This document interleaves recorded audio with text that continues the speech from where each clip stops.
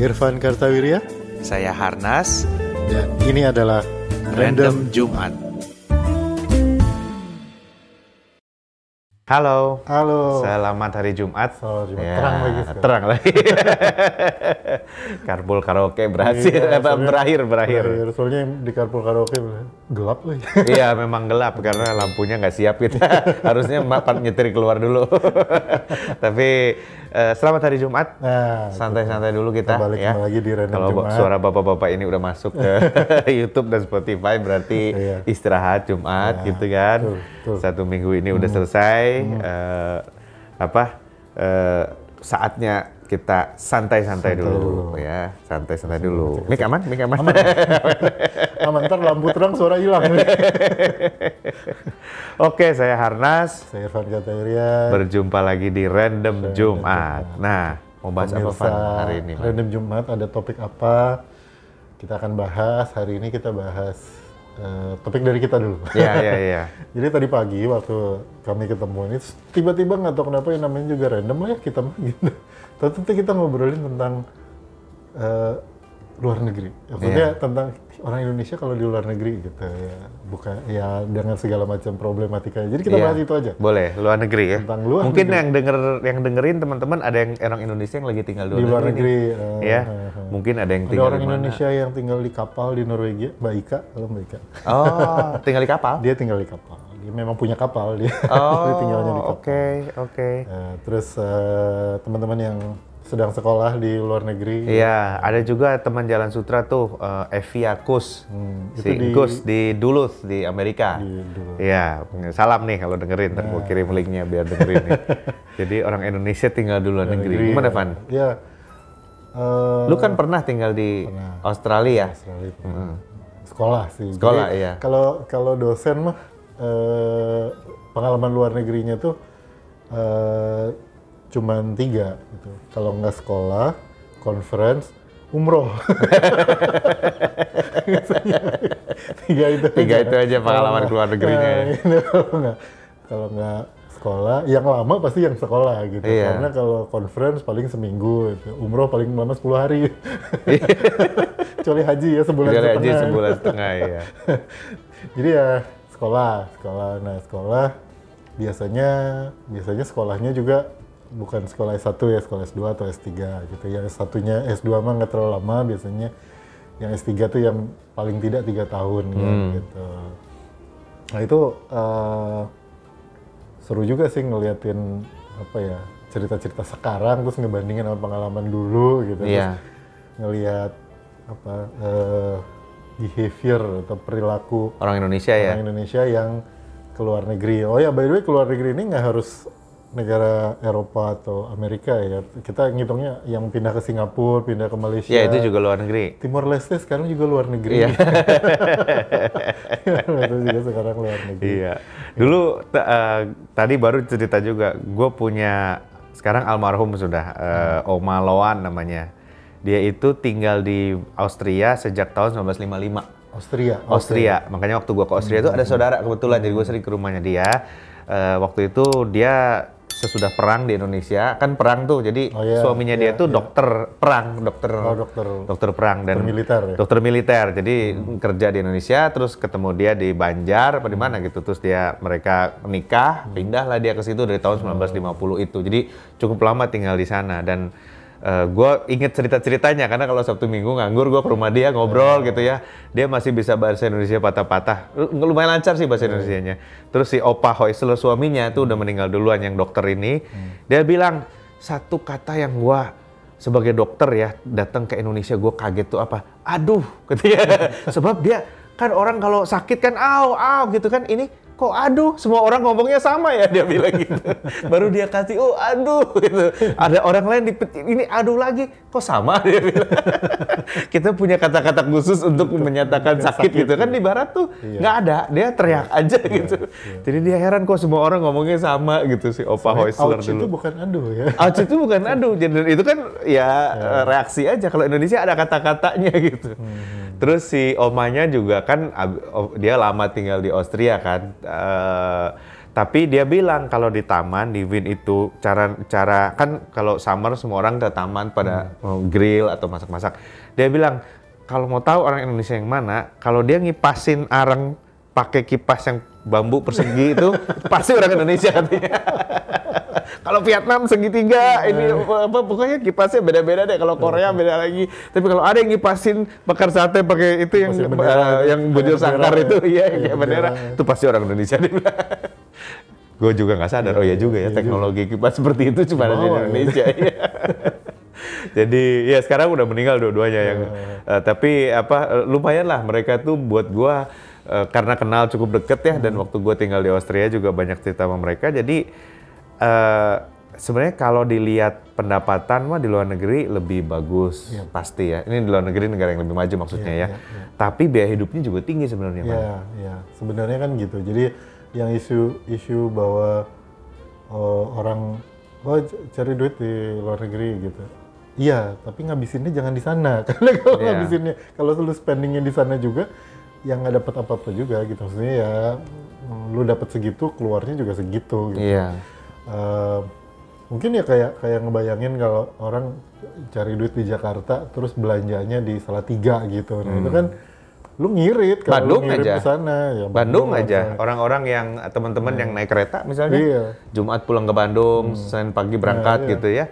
Itu kan basically spendingnya Sabtu Minggu di Bandung. Gajinya gaji Jakarta gitu. Itu aja berasa lumayan gitu. Apalagi ya itu kota yang lebih kecil ya itu gue bilang kayak mungkin Salatiga, Madiun atau kota-kota lain atau bahkan di luar Jawa ya. Gitu. Nah, itu bisa jadi berasa gitu antara lu dapatnya gede, lu spendingnya kecil. Gue inget ketemu sama salah satu peneliti dari BRIN di Gunung Kidul, Pak Asep. Halo Kang Asep. Ya ini Kang Asep ini penciptanya makanan kalengan kayak gudeg kalengan dan lain-lain. Nah, itu dia peneliti utamanya dia. Dia cerita gitu. Saya sebelumnya tinggal di Bandung Pak Irfan. Setelah saya tinggal di Jogja saya jadi bisa punya duit. Kenapa? Nggak spending Pak. Kalau gaji kan pasti nggak naik karena sama-sama PNS. Dia bilang. Kenapa?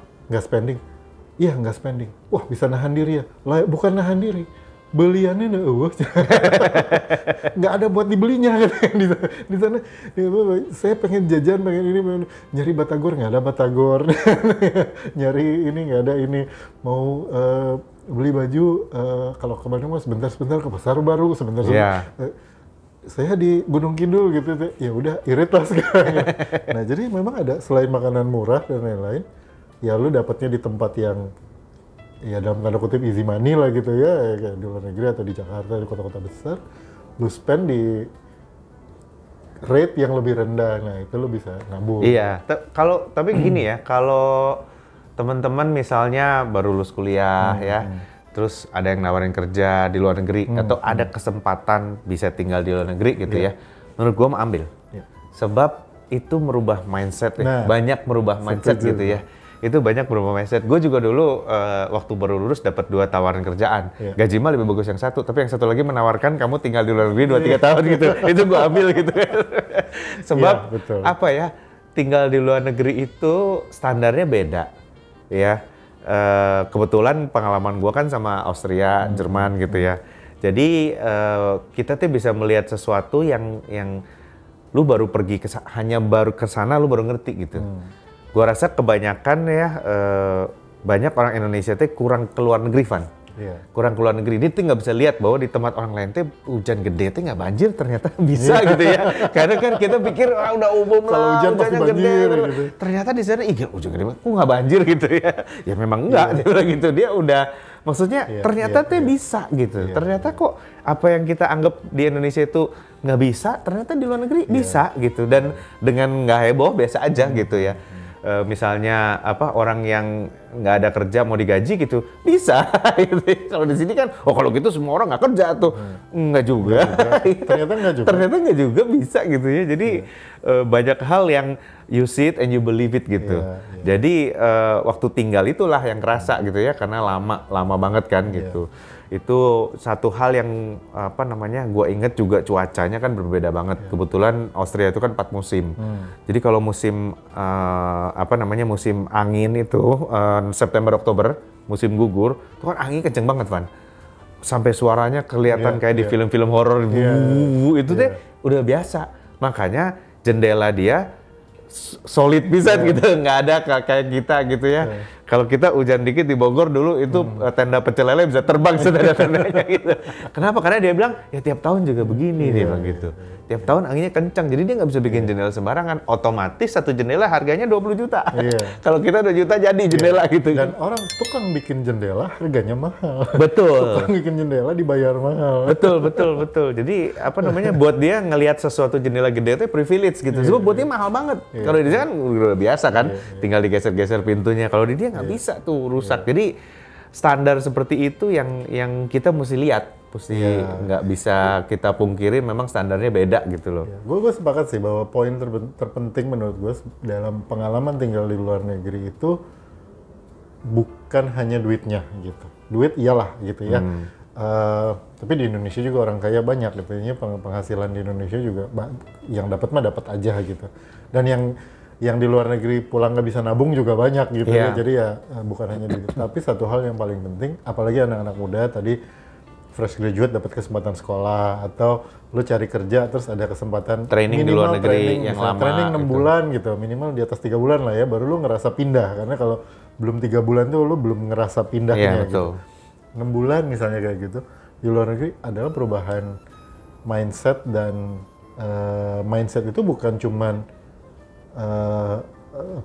lu melihat dunia, tapi juga lu melihat lingkungan lu sendiri nanti pas pulang gitu. Jadi dan nggak selalu efeknya, nggak selalu ini loh, nggak selalu yang di luar negeri lebih bagus, nggak selalu gitu loh. Bisa ada, kalau orang bilang nanti kalau culture shock itu ada juga yang namanya reverse culture shock gitu. Jadi kayak lu ngerasa di luar negeri serba hebat gini. Atau kebalik gitu ya, di sini mah susah karena begitu lu balik ke Indonesia, lu bisa di sini tuh enak banget soalnya gini. Jadi ada reverse-nya. Dan itu sebenarnya bukan cuma ke luar negeri sih, menurut gua. Bahkan sesimpel misalnya aku belum bisa nih ke luar negeri atau belum dapat kesempatan di luar negeri, keluar kota aja. Kalau lu keluar kota yang di luar zona budaya lu gitu ya. Jadi kalau misalnya orang Sunda pindah dari Tasik ke Bandung misalnya, nggak terlalu masalah. Atau dari Bandung ke Cianjur gitu, mungkin nggak terlalu masalah. Coba pindah dari Bandung ke Ngawi misalnya, nah itu lah akan merasakan gitu. Ada perbedaan. Termasuk yang tadi lu bilang, ternyata di kota lain itu bisa bersih. Betul. Sampah nggak ada di alun-alun bersih. Jadi kalau alun-alun banyak orang yang dagang, wajar kalau kotor. Enggak, di Blitar bersih. Betul. Gue malah gini, Van. Gue malah mau punya usulan sama Mas Nadiem nih, Mas Menteri nih. Karena menurut gue KKN untuk SMA, ya itu kan SMA ya KKN ya. Kuliah ya. Oh KKN itu kuliah ya. Nah kalau gue berarti lebih turun lagi. Jadi di SMA tingkat akhir itu, gue tuh menyarankan ada pertukaran pelajar gitu, yang diwajibkan kayak dokter. Kalau dokter kan begitu lulus dia wajib PTT tuh, ya kan, ditukar ke daerah tuh. Nah, gue menyarankan SMA juga wajib, gitu kan. Sebab kadang-kadang SMA-nya itu kan homogen. Misalnya SMA Jakarta gitu ya. Jadi yang ke situ ya orang Jakarta semua gitu. Apalagi SMA di Jabodetabek sekarang ya, anaknya dari TK di situ. Iya betul. Ya kalau dia bukan pindah lah, sebulan aja atau 2 minggu deh, dia gitu ya. Istilahnya wajib untuk pertukaran pelajar ke Manado misalnya gitu. Dari Jakarta. Dari Jakarta gitu. Itu akan bagus karena anak-anak ini melihat ternyata kan kalau homogen kan dia taunya cuma satu nih. Begitu tahu yang lain dia ternyata kok baik ya gitu. Ternyata kok bagus nih gitu ya. Nggak seperti di bayangannya dia gitu kan. Gue merasa itu perlu supaya kita tuh merasa itu kan sebabnya misalnya Korea tuh bikin wajib militer gitu kan. Wajib militer itu kan sebetulnya apa? Itu kan ngocok aja. Lu wajib militer dipindahin ke daerah itu. Dia merasain sengsara gini. Itu buat dia pelajaran berharga loh. Bukan masalah perang lah ya, tapi ngajarin orang bahwa untuk tidak hidup dalam lingkungan yang homogen gitu. Iya, betul. Dan apalagi yang tadi ya TK, SD, SMP, SMA bisa di satu Iya, bisa di satu sekolah. bisa di satu sekolah. Temennya gitu. itu aja. Iya, temennya itu aja. Jangankan lingkungannya itu lagi gitu. Sehingga ketika dia lulus, dia beraktivitas, berkegiatan sosial, dia nggak ngelihat ada kelompok yang lain, dia pikir cuma itu aja gitu. Nah, kalau ke luar negeri kan ekstrim, Van. Betul-betul berubah gede, semua ya. Gede. Nah, tapi ada juga orang yang keluar negeri tinggal lama tapi kantongnya itu lagi juga ada. Nah, kalau itu masalah survival kalau iya betul. Jadi homogen juga gitu karena gaulnya sampai itu lagi gitu. Ya, misalnya waktu gue sekolah gitu, begitu kena waktu itu gue sakit agak berat waktu gue sekolah, gue cari dokternya orang Indonesia. Ya, di klinik yang itu aja, kenapa dokternya orang Indonesia? Gue kira, ya TOEFL gue di atas 600, tapi kalau lagi demam males gue ngomong bahasa Inggris. Dokter orang Indonesia aja lah. Iya dok, greges apa bahasa Inggrisnya?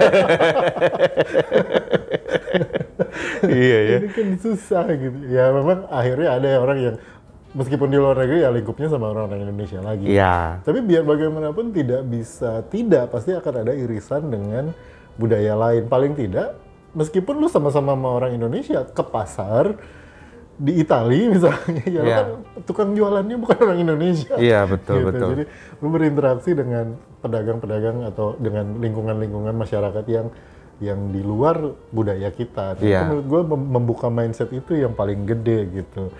Dan itu ya yang penting lu dapet tuh itu kalau masalah yaitu gue bilang masalah duitnya, masalah kesempatannya dan lain-lain. Kadang-kadang mah ya bisa-bisa nyari lah gitu. Iya. Nah, itu juga makanya kemarin beberapa bulan yang lalu lah ya. Kayaknya kalau istilah gue tuh ketahanan konten. Jadi di sosial media itu akan ada topik-topik berulang setiap periode-periode tertentu. Iya. Nah, itu salah satunya adalah tentang anak beasiswa nggak mau pulang. Itu tuh anak beasiswa ke luar negeri nggak mau pulang, mau LPDP, mau yang lain terserah gitu. Tapi nggak mau pulang. Nah itu menurut gue ya, meskipun itu topiknya berulang ya mungkin kalian udah bosen gitu. Tapi kalau menurut gue, lu tuh udah dapet pengalamannya gitu selama lu sekolah. Apalagi kalau lu S3 kan 3 tahun, 5 tahun bahkan. Ya lu udah dapet pengalamannya. Ya sesuai kontrak aja. Kalau emang di kontraknya lu harus pulang, ya lu pulang. Kalau di kontraknya bilang boleh nggak pulang asal di sana kerjanya sesuai dengan bidang, misalnya lu belajar aeronautic engineering terus udah keterima di NASA, jangan pulang kalau kata gua mah. Udah bener gitu dan sama pemerintah boleh nggak pulang kalau kayak gitu. Tapi kalau lu S3 aeronautic engineering abis gitu lu dapat kerja di sana, misalnya masang barang di supermarket gitu, terus lu merasa daripada gue pulang ke Indonesia meja aja nggak ada, penelitian nggak ada, di sana juga lu nggak melakukan itu gitu. Iya, betul. Mendingan pulang gitu. Jadi ya sesuai kontrak. Toh 5 tahun, 3 tahun, 4 tahun lu di sana, mindset lu udah berubah gitu. Lu udah lihat, lu udah tahu apa yang harus dilakukan. Gitu. Jadi poin-poin itu sebenarnya menurut gue yang penting. Perubahan mindset, perubahan bahwa ya you see it, you believe it gitu. Oh, bisa kok ternyata gini, bisa kok ternyata hidup dulu kayak ya, gini. satu hal yang gua inget tentang Austria itu kan negara kecil pisan, negaranya cuma penduduknya 3-4 juta, atau 5 juta lah, pokoknya itu satu negara kecil, tapi dia tadinya kekaisaran besar, Austro-Hungarian itu yang sampai ke Bosnia. Tapi setelah Perang Dunia Pertama dia kehilangan wilayah, tinggal pusatnya aja gitu si Austria ini. Tapi Austria, kalau lu tinggal di Austria, barang-barang di rumah lu semuanya made in Austria. Lucu loh, sabun made in Austria, sikat gigi made in Austria, mobil itu spare partnya made in Austria, mobil Jerman. Tapi Austria itu terkenal spare part, berproduksi spare part gitu. Jadi orang Austria itu semuanya bikin sendiri gitu, ya. Padahal negaranya kecil. Dan setiap barang kalau German speaking ya. Austria, Jerman, Swiss itu ininya satu, harganya satu biasanya. Jadi karena kan mereka kan gabung ya. Jadi misalnya ada barang misalnya handphone gitu. Di Austria harganya berapa, di Swiss harganya berapa, di Jerman harganya berapa. Kalau di Indonesia satu harga Singapura, Malaysia, Indonesia gitu ya. Kita akan tawar yang paling murah. Kalau Indonesia lebih mahal, kita ngapain lu? Di Malaysia lu jual segini, gua mau harga yang paling murah. Austria maunya paling mahal. Dia lihat tuh, harganya nih berarti ekonomi kita bagus nih. Kenapa harga di Austria lebih mahal dari di Swiss, dia bilang gitu. Gila pisan gue bilang. Padahal harganya beda jauh loh, bisa beda 10% loh harganya. Dan mereka bangga dengan harga yang lebih mahal. Terus semua sampai waktu itu dia nawarin karena gue saking deketnya sama mereka, mereka bilang gimana kalau kamu kerja di sini aja, cari kerja deh, kamu bahasa Jerman juga lancar, bisa pasti. Saya bilang nih, kalau saya di Austria mau jadi apa? Semua kalian udah punya, kalian udah bisa bikin semua sendiri gitu loh. Saudara kan negara gue masih nggak bisa apa-apa, salmon aja impor gitu. semuanya impor gitu. Jadi gue bilang gue mendingan ke negara gue aja lah. Kalau negara gue masih bisa jadi somebody gitu loh. Sebab kalau gue di negara lu, orang-orang lu udah pinter-pinter, gue juga mau jadi apa di lu gitu. Akhirnya gue pulang kan. Dan itu itu yang membuat gue pulang sih. Di Indonesia ini justru karena belum berkembang, masih banyak kesempatan, Van. Gue ngelihatnya seperti itu. Kalau lu tinggal di Amerika, lu mau kerja bidang lu IT, gimana lu mau ngelawan Steve Jobs dan kawan-kawan gitu loh. Jago-jagonya seluruh dunia ada di situ. Terus lu mau bersaing sama mereka, berat. Tapi kalau lu pindah ke Indonesia, mungkin di Indonesia belum ada orang yang ahlinya itu gitu loh. Mungkin di Indonesia belum ada. Itu yang membuat gue pulang sebenarnya. Ada opportunity gitu yang bisa diambil gitu. Nah itu sebenarnya alasan yang mirip lah yang membuat gue pulang juga sebenarnya itu gitu. Kalau istilah ini kan katanya lu mau jadi kepala tikus atau mau jadi buntut naga katanya kan gitu. Betul. Ya kalau di sana ya badannya besar, ininya gede tapi lu cuma jadi buntut atau bahkan sisik di ujung buntut gitu. Iya, kan. betul. Kecuali kalau di sana lu bisa jadi kepala naga. Kalau lu bisa jadi kepalanya di sana mah ya jangan pulang. Betul. Tapi ada satu mindset yang menurut gua agak salah juga ya. Ketika orang yang belajar di luar negeri pulang ke Indonesia itu ada dua kelompok tuh. Yang satu, gue mau bikin Indonesia bagus. Yang satu lagi, ini kan Indonesia. Gimana gua aja deh terserah gitu. Nah itu juga jelek loh teman-teman. Banyak orang yang, lu kan udah pernah di Amerika, lu kan udah pernah di Jerman. Kenapa lu? Ya ini kan Indonesia pak gitu. Indonesia ya memang begini. Ya nggak bisa begitu dong. Gue nggak setuju tuh sama kalau nggak terus terang aja. Justru Indonesia ini harus berubah, lebih bagus gitu loh. Kita kalau ikutin gelombang itu kan kita ada di situ kan. Tapi kalau justru kita nggak boleh seperti mereka nih, kita harus tetap nggak bisa juga dong gue bilang. Iya sih, emang pandangan orang juga beda antara yang pulang gitu. Biar bagaimanapun masih ada lah mindset beberapa orang yang bilang orang yang pernah sekolah di luar negeri atau pernah tinggal di luar negeri terus pulang dalam kondisi masih muda gitu ya. Gue dulu pulang tuh umur 25, 24, 25, gue pulang. Menurut beberapa orang itu apa ya, sebuah kegagalan. Iya, gitu. betul.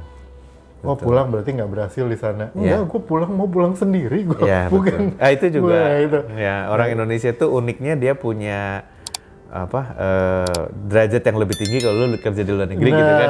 Apapun yang lu lakukan di luar negeri itu gitu ya. Iya. Makanya menurut gue ya selalu lu perlu kenal lebih banyak orang ya dan lu lihat kenapa dia memilih berada di suatu tempat gitu.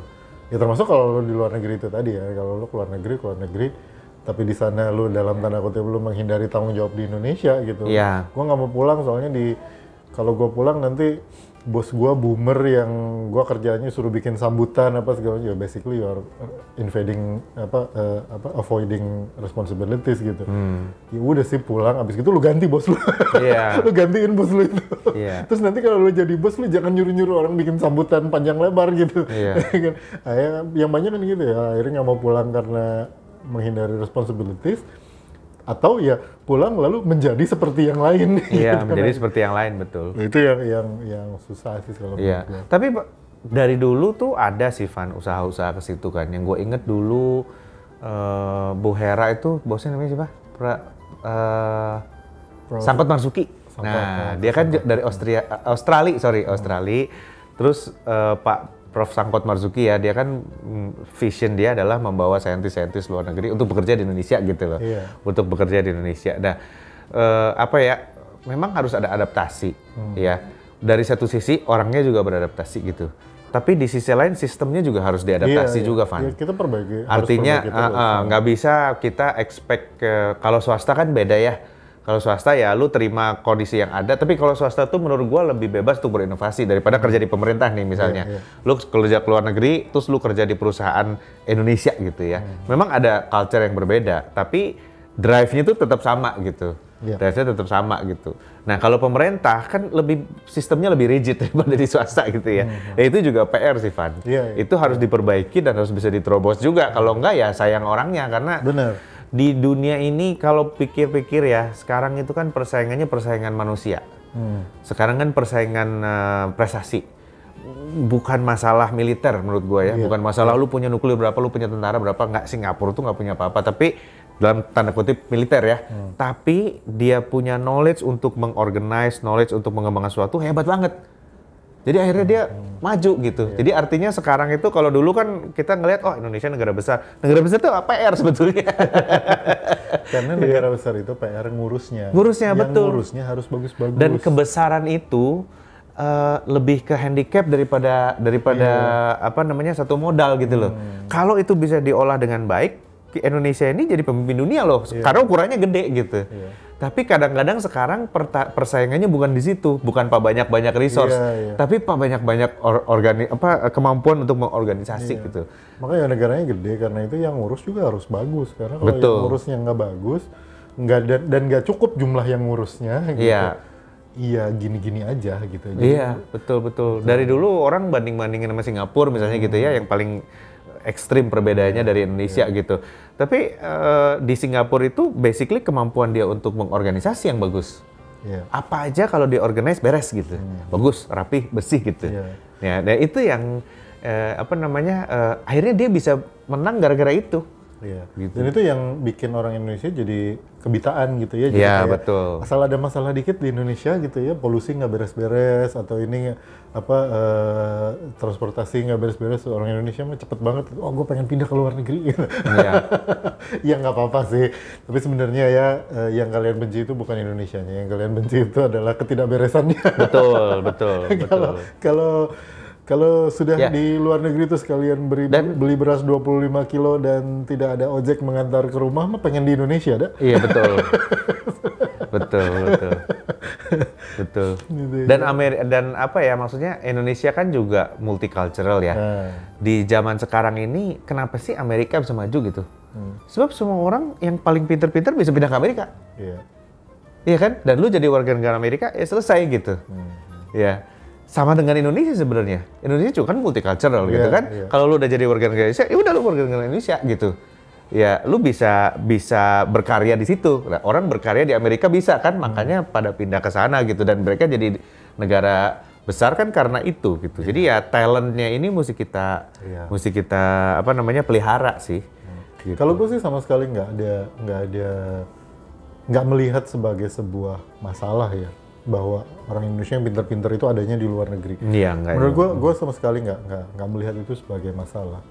Yang justru gue khawatirkan adalah bahwa talent bagus ini wasted di luar negeri karena nggak mau pulang, sekedar nggak mau pulang. Lalu di luar negerinya pun jadi waste gitu, maksudnya tersia-sia juga. Karena terus misalnya dokter di bidang nuklir misalnya, lalu tinggal di Amerika, tapi terus di sananya juga tidak bekerja di bidang nuklir kan, itu waste juga gitu. Nah, gue sih merasa semakin banyak orang Indonesia hebat di luar negeri itu semakin baik, karena biar bagaimanapun manusia itu punya kecenderungan untuk dalam tanda kutip pulang lah ya, sehingga pada akhirnya dia akan selalu memikirkan tanah tumpah darahnya ya, tanah kelahirannya Indonesia gitu. Betul. Paling enggaknya gini, ini mah contoh aja di banyak kasus di universitas. Orang Indonesia yang jadi profesor di luar negeri itu banyak banget, universitas top dunia itu ada profesornya orang Indonesia. Dan siapa mahasiswa S3 dari profesor-profesor itu? Orang Indonesia. Jadi kalau dia jadi profesor, pasti kan dia bimbing mahasiswa S3. Mahasiswanya ada 5, salah 1 atau salah 2 pasti ada orang Indonesia. Oke. Gitu. Jadi nggak apa-apa, banyak orang hebat di luar negeri. Ya kalau lu jadi CEO perusahaan IT atau perusahaan mesin di Austria misalnya, lu jadi CEO bikin spare part perusahaan gede di Austria, lu orang Indonesia gitu.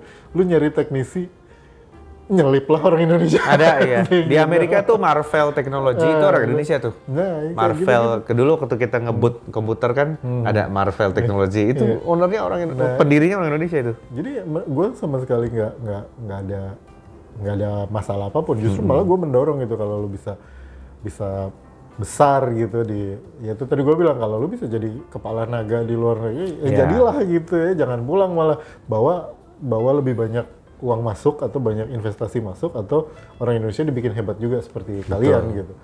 Tapi ya gitu kalau di luar negerinya ripuh mah gitu ya, pulanglah.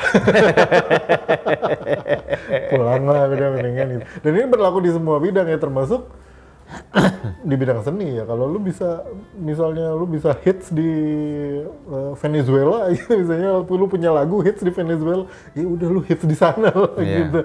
Ya, nggak usah pulang gitu, ya, nggak usah mikirin banget pulang gitu. Ya mau pulang boleh tentu saja, tapi ya lu berkarya lah di dunia musik di sana gitu kan, dengan hebat. Pasti kan talent Indonesia akan ke bawah juga nanti gitu ke sana ya, mendunia juga akhirnya. Jadi kan kesejahteraannya jadi ngangkat bareng, karena menurut gue sih kalau tahun-tahun segini mah, tahun-tahun sekarang mah batas geografis teh nggak terlalu penting. Udah nggak terlalu penting. Itu yang makanya gue bilang, jadi kita tuh adu talent. Iya, negara tuh bukan adu luas, adu besar, adu militer lagi, tapi adu talent gitu loh. Jadi talent itu berharga untuk kita bersaing gitu. Nah, mungkin teman-teman punya pengalaman tinggal di luar negeri, atau saya pernah pulang Pak, gitu, atau gimana, bisa tambahin di komen. Serius pisan kita kali ini. Heran. Saya mau pulang tapi masih ragu-ragu gitu, pikirin lagi lah. Lihat yang tadi gitu. Terserah, bebas kita. Iya, tapi apa? Jadi buat teman-teman yang punya usulan tema, silakan komen ya. Pak, tolong bahas ini, nanti kita akan coba bahas. Ya. Dan kalau yang di luar negeri atau yang di Indonesia pernah tinggal di luar negeri dan sebagainya, ya harap dijaga semangatnya lah. Ya, dua-duanya sama bagusnya selama dua-duanya sama bagusnya. Selama alasannya cukup kuat dan valid lah gitu. Betul. Dimanapun kita letak geografis nggak penting lah. Iya. Yang penting ada wifi. Iya. Dan nonton Random Jumat. Terima kasih udah dengerin Random Jumat. Saya Harnas. Saya Irfan Kartawirya. Bye. Bye.